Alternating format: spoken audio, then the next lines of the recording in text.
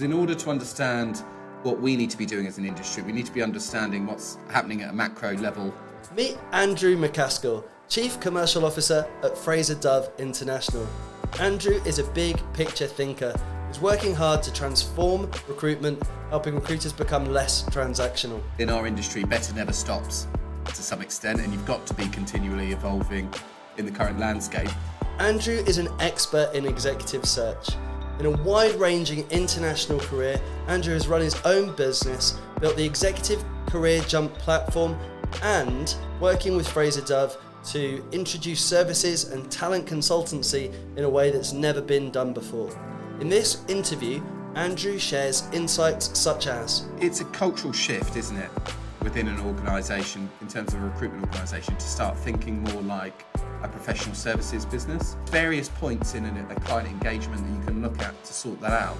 These little tweaks in making sure that you're aligned and that you're delivering the future for the client. Keep listening to find out how you can take your business to the next level. If you enjoy the show, give it a like and a follow. And if you want to share any questions with me, directly or for future guests, join the Recruiting Better community. The link, as always, is in the show notes. But for now, let's dive in. Welcome back to another episode of Recruiting Better with me, Ben Browning, and this week I'm joined by Andrew MacAskill. Andrew is Chief Commercial Officer at Fraser International, an expert in executive search with an international career, including running his own business and being involved in setting up the excellent Executive Career Jump practice that helped lots of people through COVID, getting back into work and kind of supporting people in their career search. Candidate experience has been a big element for Andrew in his work in the past, but we're also going to be focusing today on how recruiters can be less transactional, more transformative, and how Fraser have got to a place where a significant portion of their revenue over the last year or so has come from work outside of direct hiring activity. Andrew, welcome to the show. Thank you for joining us, and really looking forward to the conversation we're going to have today. No, likewise. Thanks, Ben. We've obviously spoken at various points over the last few years, and I always enjoy the interactions, so interested to see where we go.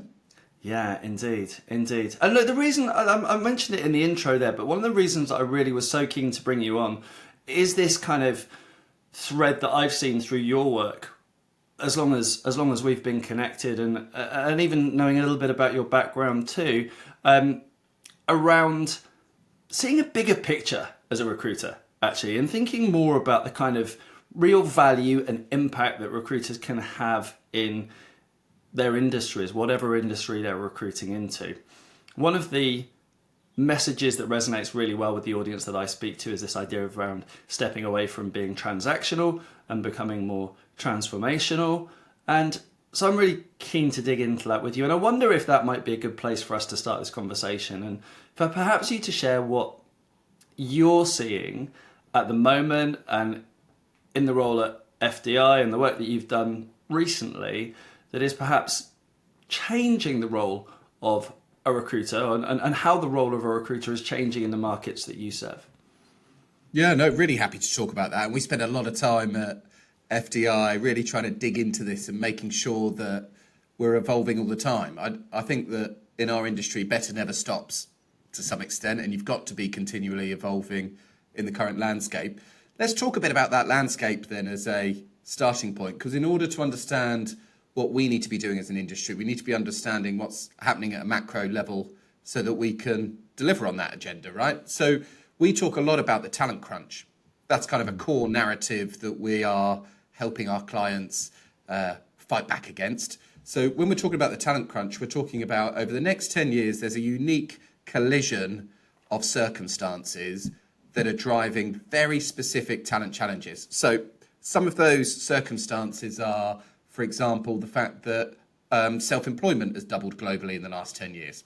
So more and more folks are choosing to do their own thing, like Ben, like I did for a while, or to work fractional or to have a portfolio career or whatever it might be, than ever. And so one of our biggest competitors is people working for themselves. So we've got increased self-employment. That's a challenge if you're trying to hire permanent employees. Average tenure in Europe is going to drop below 3 years for the first time this year. In the US, it's going to drop below 4 years for the first time this year.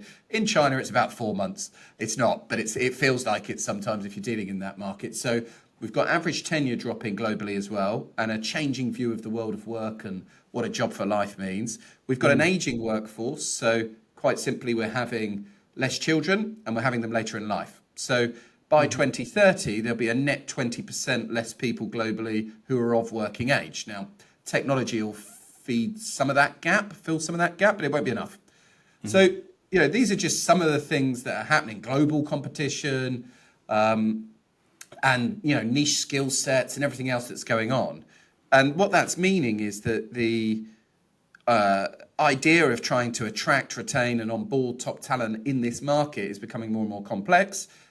More competitive and harder than ever before. And I think in order for us to evolve, rather than just thinking about it in the typical recruitment paradigm, we've got to think about, right, how do we continue to help our customers navigate all of that stuff that we've just described? Yeah, absolutely. Absolutely. The points that you make there ring so true. I recently interviewed Anthony Iannarino for another episode of this series. Anthony was sharing similar data and really talking about how actually from a more generalist sales approach, being able to understand those meta trends and the environment in which we operate, having conversations that are based on a real understanding of what our clients are really going through is a huge part of that. So it's cool to hear you. Cool to hear you talk about that and articulate so many of those different elements to it in the way that you do. Tell me more about that. Of those, how do you see your clients kind of responding? Are they typically optimistic about those challenges, nervous about those challenges, looking for support in kind of going through those challenges, or is it more a case of you're doing more the education piece and creating the awareness around those when you're having conversations with your clients? Yeah, no, I think for the right prospects, it's a sense of relief when you're able to explain some of the symptoms that they're feeling, because quite often I think they think it's due to their own incompetence or there's something inherently that they're doing wrong. Now, if they're not getting the results they want, then they are doing things inherently wrong. But the point is explaining to them that everybody's struggling to recruit and retain talent in that current environment. And that I think clients understanding some of these dynamics better helps them want to partner with you to solve it, but also helps them internalize where they need to get to and how they need to evolve what they're doing as well. So I think relief actually is probably the biggest thing. And we almost say, quite early on into any beauty parade or pitch scenario, if you're finding it harder than ever, don't worry, you're not alone. So are everybody else that we're helping at the moment. Yeah. It's not entirely on you. There's some stuff going on meta level, as you described, that none of us can control and is placing serious strain on our ability to get the talent strategy right. Yeah, indeed. How do you stop that from feeling kind of hopeless then? What are you able to share, or where do you take the narrative or the conversation next from pointing to those meta trends? So after we've explained the meta trends, the next stage would typically be to then highlight the types of services we offer to help them navigate it. And this is all built around the premise that actually, in order to solve that talent crunch problem that we just described, just looking at recruitment in isolation no longer makes sense. There's a whole number of different pieces to this puzzle, such as becoming a destination employer online and attracting people, such as assessing people to make sure that we're not just hiring on CV and firing on behaviours, such as onboarding people so that you get a speed to effectiveness out of them. I mean, if they're going to only be with you for 3 years, then you better get them up to speed quickly, right? And then, of course, retaining them as well. So how do we continue to ensure that the employees that we bring in avoid the 4 Bs, as we call them, which is burnout, boredom, working for bad bosses, or not receiving bonuses? Because they're the 4 things that are going to result in your individuals turning over. So we introduce our search services, but we also introduce how we can join up and add value on broader programs in those other buckets to set the talent strategy up for success. I think that the way that you describe those and the language you have around them in themselves are really impactful. But how do you structure that in terms of the services you offer? So how do you think about delivering that from a perspective of what has historically, I guess, been a more traditionally aligned recruitment business or exec search business? Yeah, so in terms of packaging them, they can be unbundled and sold as individual statements of work, or they can be added onto search work or incorporated as broader projects. So we're packaging them in lots of different ways. The majority of it we're delivering in-house, but we've also plugged the gaps with some FDI associates who are, all have got 20 years in life sciences, which is our sector of choice, and come in to do particular workshops or coaching programs or capability development programs or onboarding support or whatever it might be. So we've got a hybrid model of delivering all of those elements with some FDI expertise and some external expertise to make sure that it's best in class. That's what we want to do. Yeah, right. It makes sense. And you're looking at building those partnerships and bringing in a range of kind of support for your clients. Okay, so just kind of to summarize then, it sounds as though the transformation and the work that you're doing with your clients starts with a recognition that hiring and the whole kind of landscape of talent, as well as the relationship that employees have with their employers, has changed dramatically recently, probably as a result of the pandemic and what's happened in the last kind of 3 years or so, but also other global forces as well. And then within that, you've built a suite of services that you're able to then articulate really cleanly and crisply, as you have done here, to share those back to clients around different ways they might think about overcoming those challenges, and kind of, first of all, pointing out the scale of the hole that they're in, and then secondly, show them the different ways they can think about approaching and overcoming those challenges. That to me sounds like a really compelling approach, and it's one that I think a lot of recruiters could learn from.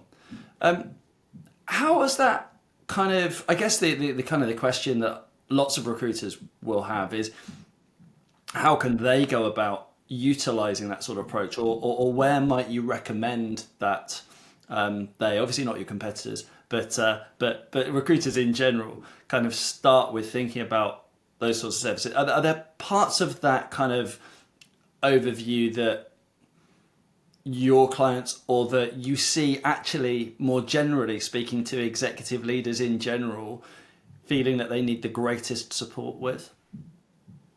Yeah, so I think it's a cultural shift, isn't it, within an organisation, in terms of a recruitment organisation, to start thinking more like a professional services business. Like ever since I've been in the industry for the last 20 years, people have been talking about, we need to be more like professional services, we need to be more like consulting, and then we just roll out the same old playbook and the same old scorecard that is quite a long way away and feels very transactional versus how advisory and consultant businesses work. So I think culturally you've got to commit to the fact that, and have a belief in the fact that the future lies in professional services style exec search or recruitment rather than the traditional. Once you've made that cultural belief and shift, you've then got to get into a slightly different mindset around your engagement with the client, because your typical engagement with the client in a recruitment context, what you're thinking about is how to get a job on and make a placement, which is a perfectly legitimate mindset to be in, but again is constrained within that model. More so, you're going in with a view to, how can I help become an enabler to the vision that this client has from a talent perspective?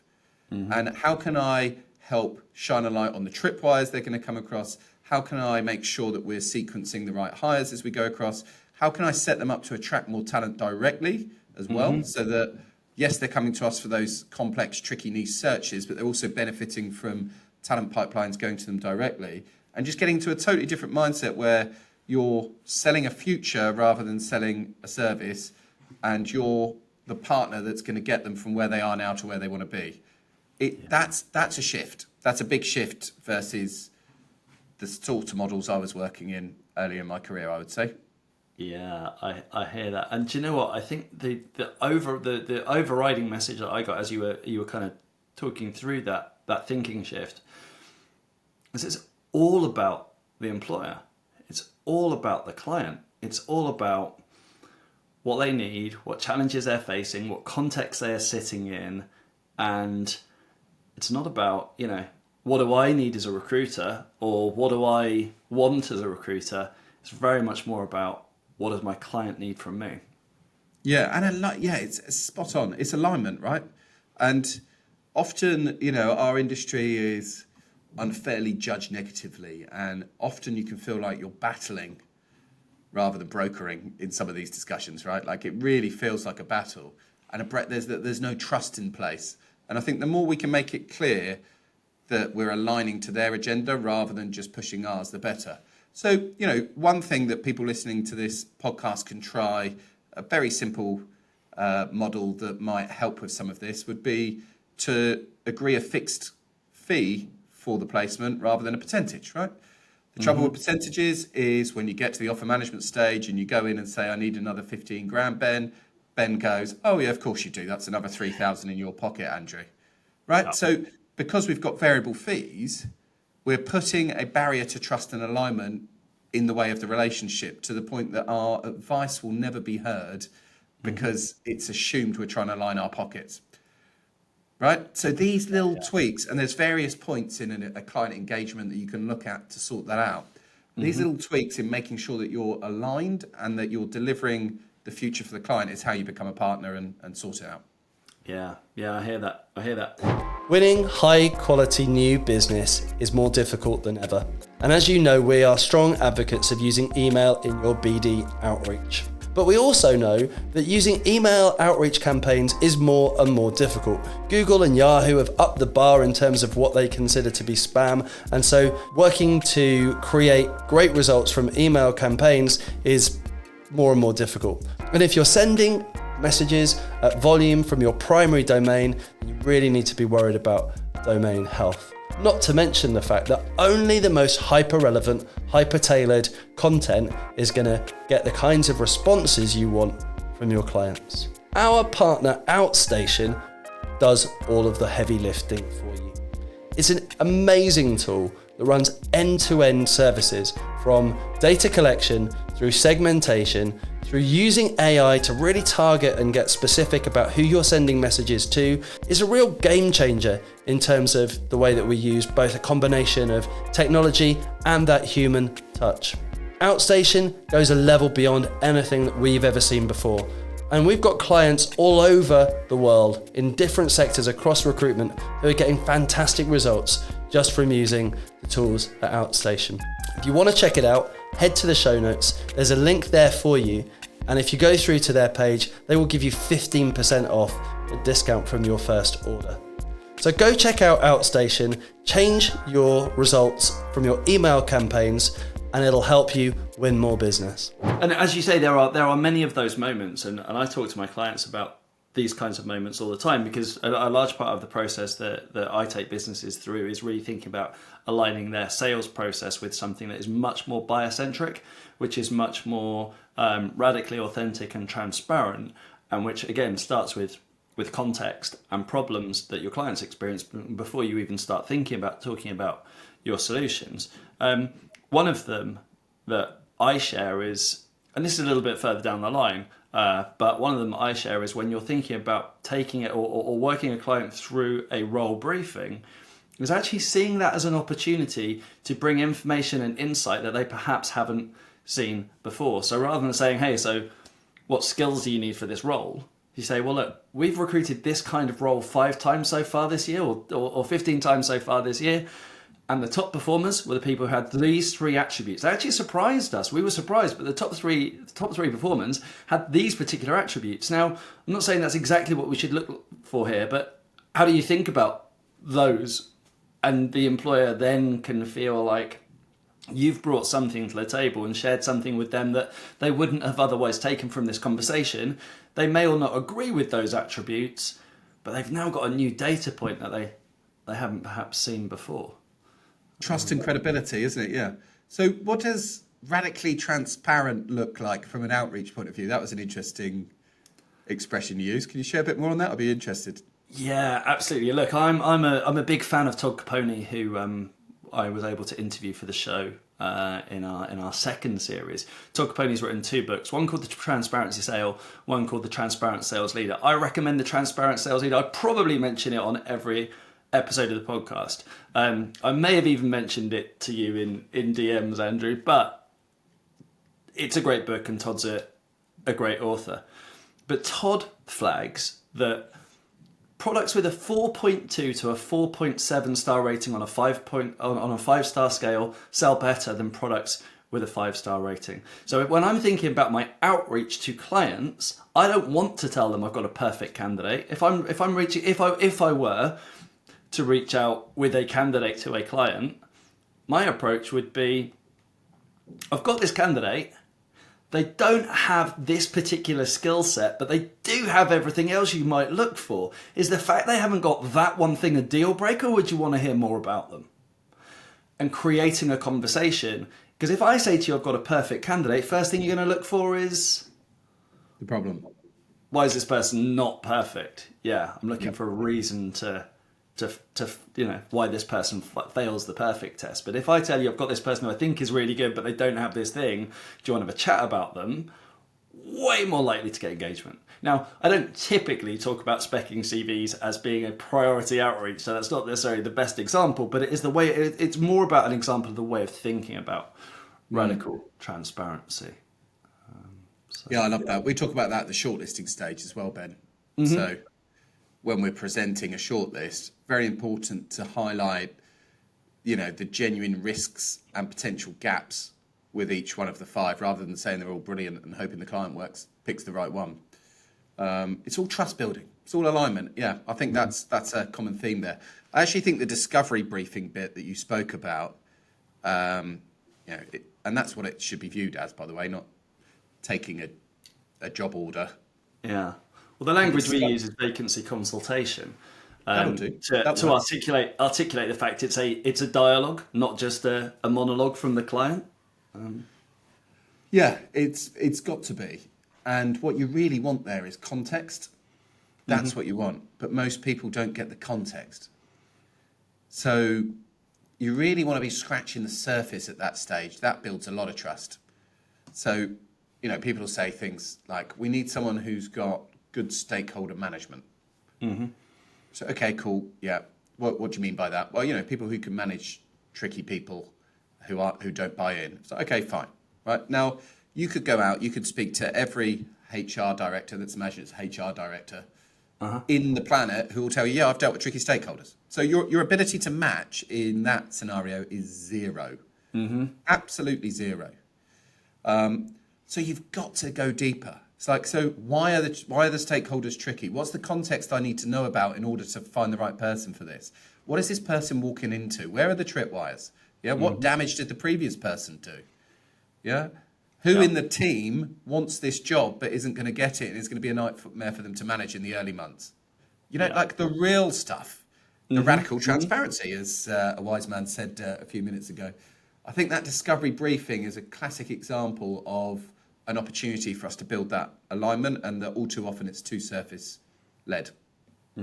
Yeah, I love the example that you give there. I think that it also speaks to the fact, when we think particularly about the briefing conversation, there's a very specific point in the process, so we'll widen out in a minute, but the briefing conversation itself is really all about giving your client greater certainty around your process and around your thought process as much as anything else. But it's also about a piece of value, or a way to create value, that I think recruiters often miss, which is, how do you help organizations make better decisions?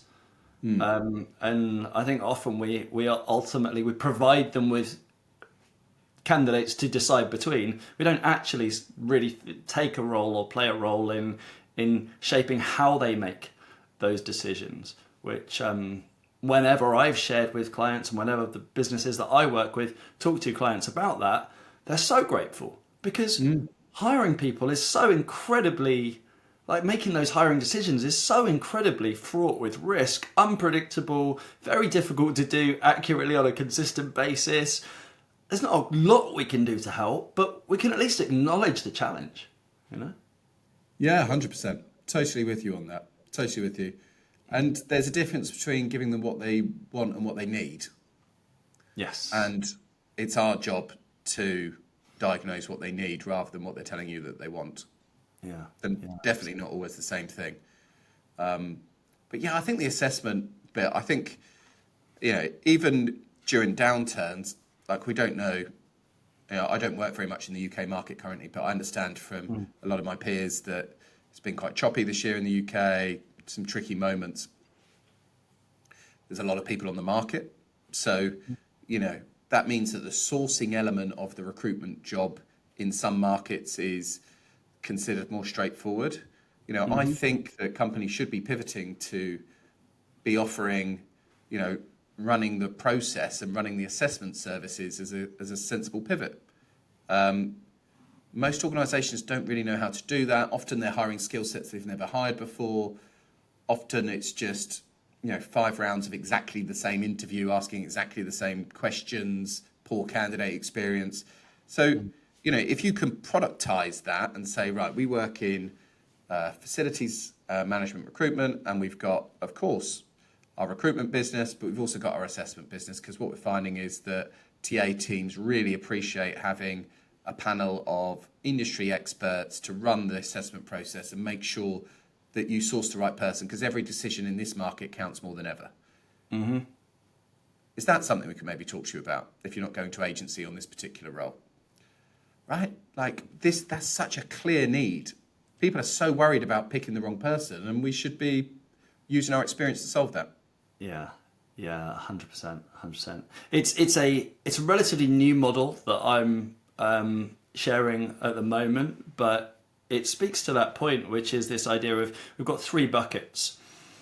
A hiring process falls into one of 3 buckets. It is either red, which is a risk to the business, the way they hire, the way they think about hiring, the way they approach hiring is a risk to the business. That could be because of a lack of diversity or a real inherent and clear bias. It could be because they make bad hiring decisions consistently, and that impacts tenure or impact or just cost of bad hire, we know, is exponential. Or it could be amber, which is it's just really inefficient. It's just a real cost, it's a real drag on the business, and we've all, I'm sure, had worked with employers whose processes would feel like they fall into that bucket. Or they're kind of green, which is they're no longer a risk to the business, they're no longer a cost to the business, but are they yet a competitive advantage? Is the approach, the strategy, the way of thinking about hiring a competitive advantage for the business? And you could argue that if it isn't a risk and it's efficient, then it is a competitive advantage, because 99% of your competitors for talent are going to be experiencing one of those challenges. But even still, where does the process of, I think you mentioned it right at the very start, which is like, we can always do better, we can always be leveling up. Where do we stop with helping our clients turn recruitment into a competitive advantage? And this becomes a really powerful narrative when recruiters go out to win business, because how often are you going to talk to somebody? You have the conversation, you ask them a question like, when was the last time you felt that your approach to hiring was a competitive advantage? Most people are going to say, I've never felt that way. You then say, when was the last time you felt your hiring process was really efficient? And again, they might say, we never felt that way. And then I'm going to say, can I just ask one final question then? And this might be really imprudent of me, but my final thought is, if your process isn't a competitive advantage and it is, or it hasn't been made completely efficient, then is it also potentially a risk to to your organisation, or would you not go that far? And it just gives a really good framework for identifying why your client might need to change the way they hire and think about working with you as their new recruiter versus anything else they've done before. Very nice reframe. Thank you. Very nice reframe. You're not in a typical got any jobs, mate discussion there, and that's the important thing.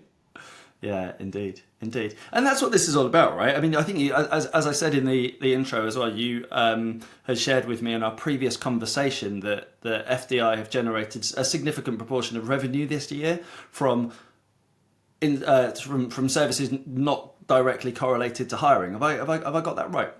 Yeah, that's correct. Yeah. So in the attraction phase, the assessment phase, the onboarding and retention phases, mixture of different programs and products and services that we've been able to spend time on there. Some of those naturally lead to search work anyway. Some of those are a trust building exercise in terms of our key account development. And some of those are value adds we're able to offer on top of packages of work or gifts that we're able to give to some of our higher spending accounts as a thank you for partnering with us. So it's really helped in a number of different circumstances and different ways. And most importantly, they're really good. And for not much investment, you can become a destination employer in a particular niche market or location if you've got someone running you through a program to become one. So yeah, it's been really good experience. I was lucky to work for a management consulting firm out in Australia for 3.5 years, quite a formative stage of my career. And the way I saw that consulting firm, move people up an ascending transaction model to get to the big transformation projects and how they kind of held the hand of the prospect through those different parts of the sales cycle had a really quite profound effect on me, I think, in terms of how I view real, genuine client partnerships and how it works. So we're just trying to continue to evolve in that space. Yeah. It sounds really great. Standing out in your sector is becoming harder than ever. Lots of people are making noise, saturating the market with the same old droll tones. So if you want to stand out, it's time to start a podcast. Yes, there's loads of podcasts out there, but how many of them are actually in your niche? Do any of them speak to your perspective on the market? I didn't think so.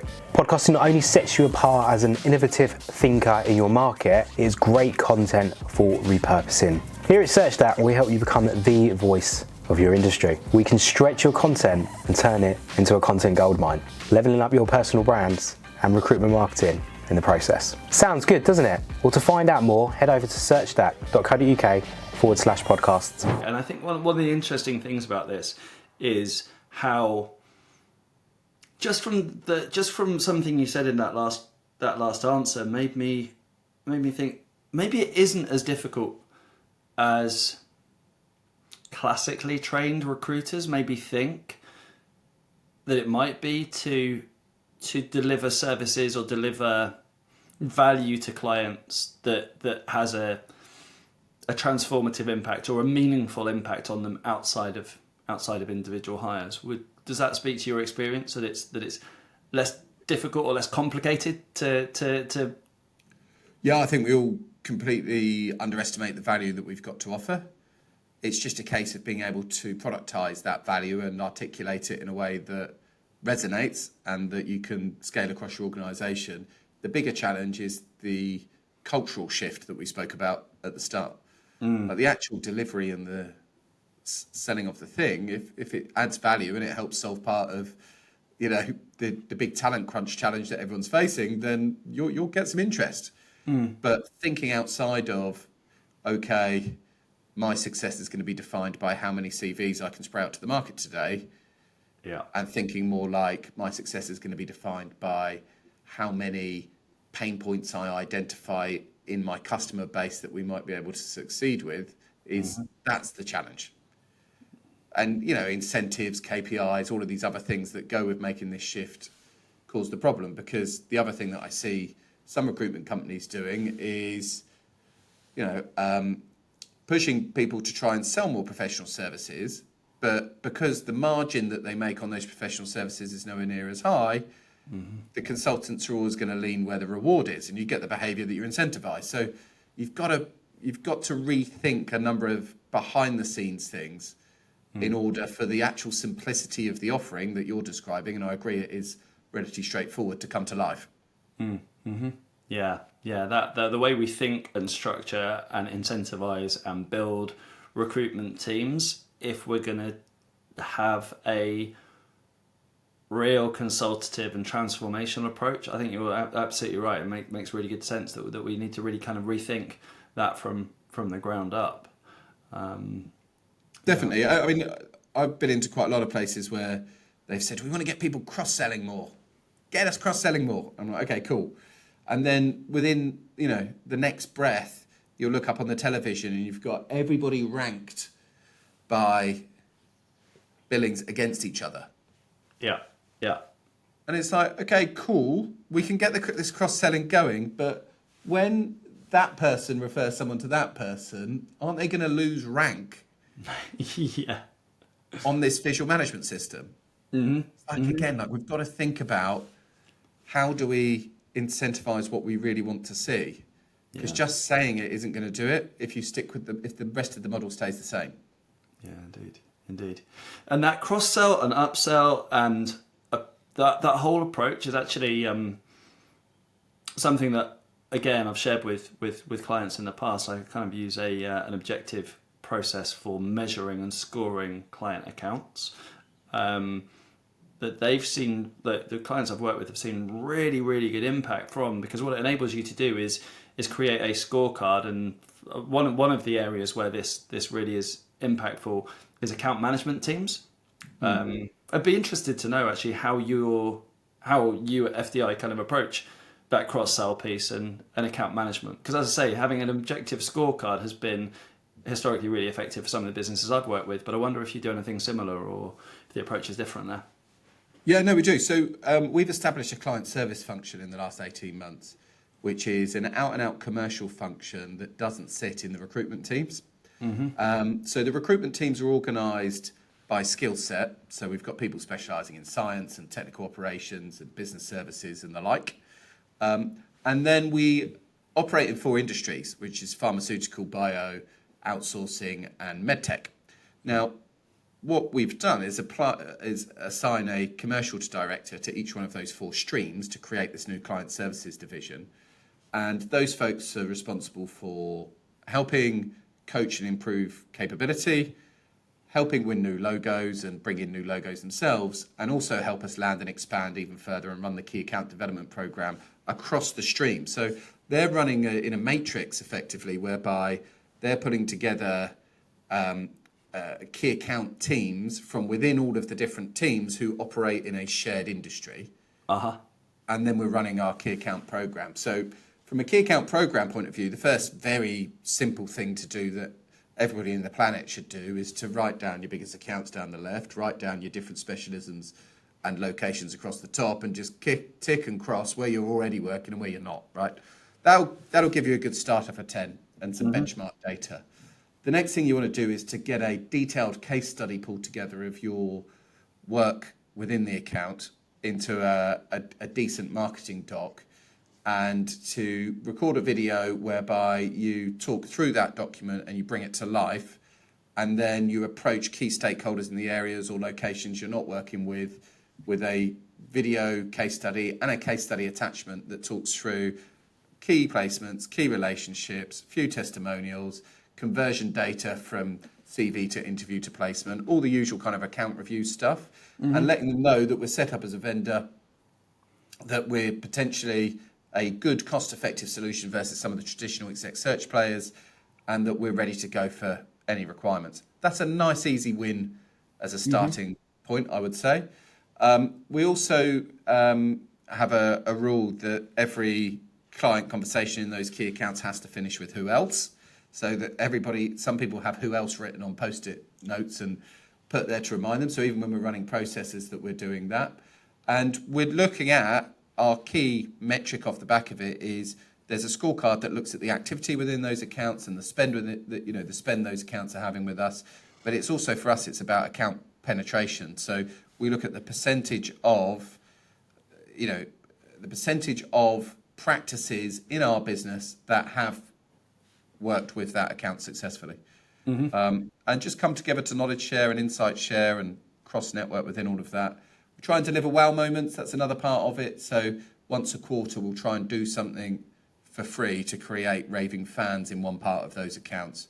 And we also get them involved with a lot of our communities, such as our Lift Up Women in Life Sciences community, where we get people from our key accounts to appear as guests on our podcasts or whatever it might be. So we're also trying to help them with their own profiles and find additional value adds, and get them together in events with new logos that we're trying to get after, and that sort of typical business development activity. So it's something we think about a lot. And it's not that easy, is it? Key account development. It's one of those things in your mind, you think it should be quite a linear, logical thing, but it takes some navigating.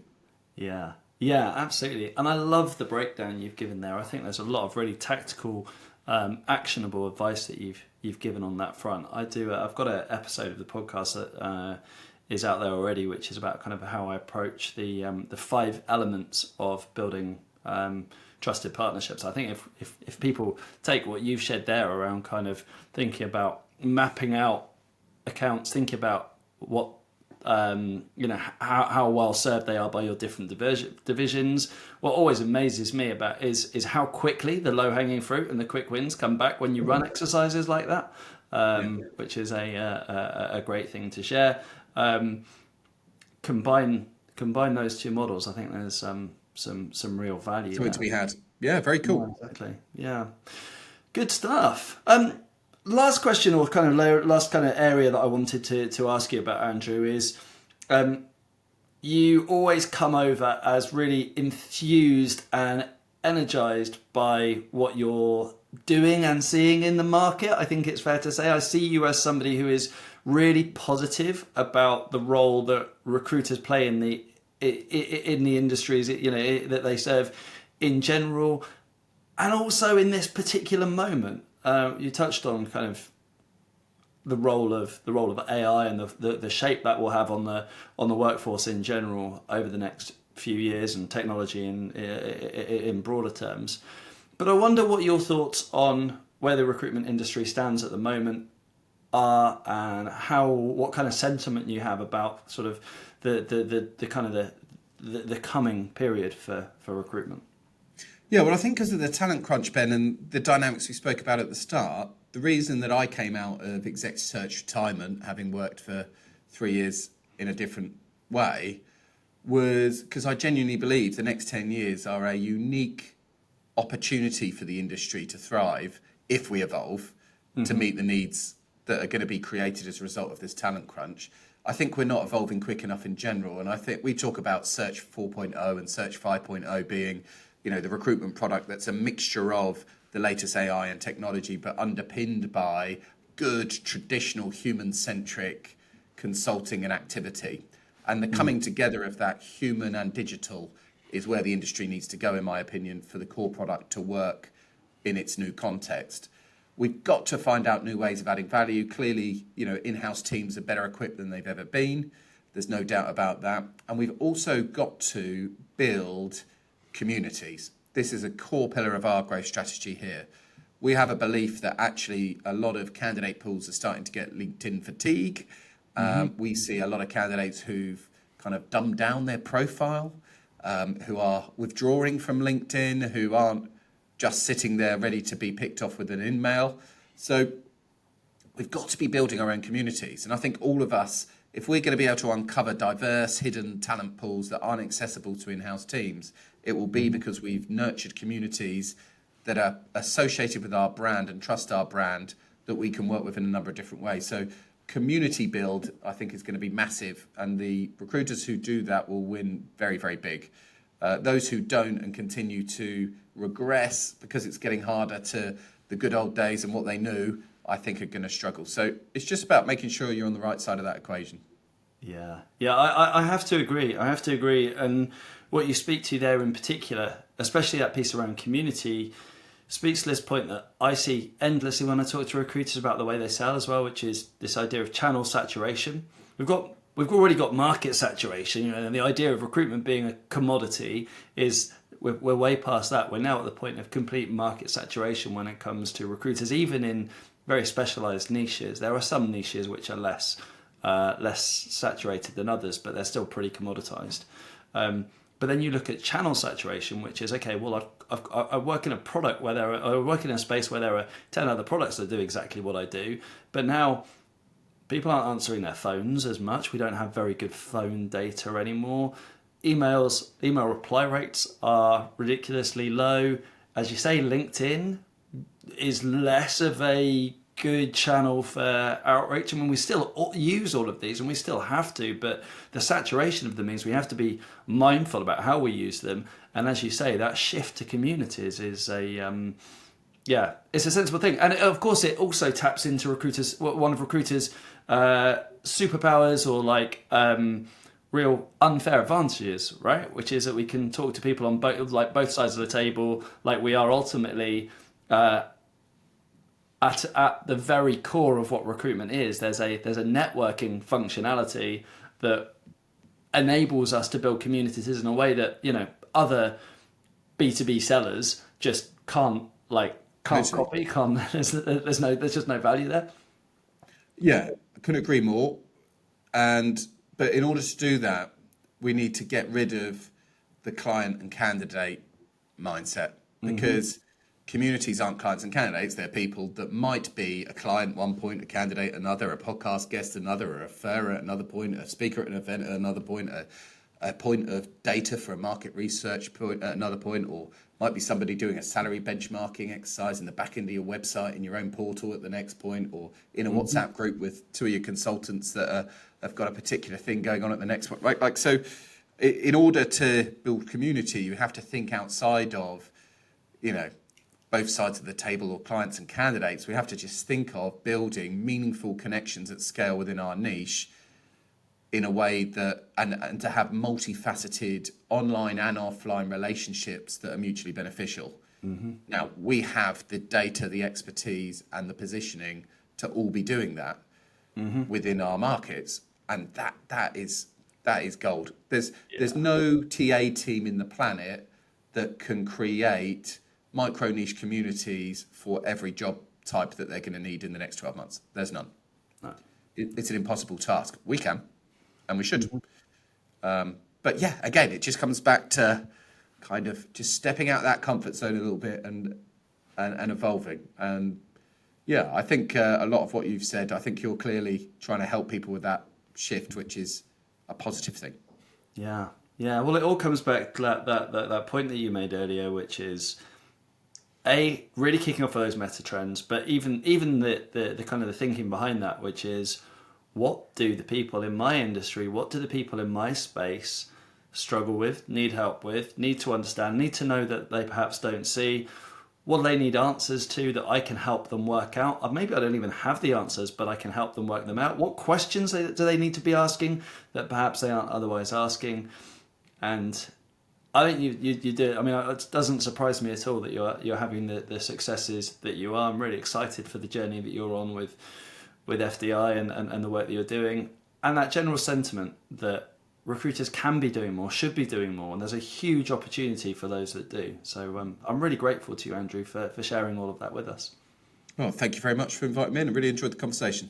Appreciate it. And take care. Thank you. Just one last thing from me. I hope you enjoyed the show. If you did, hit like, hit follow, and consider leaving a review.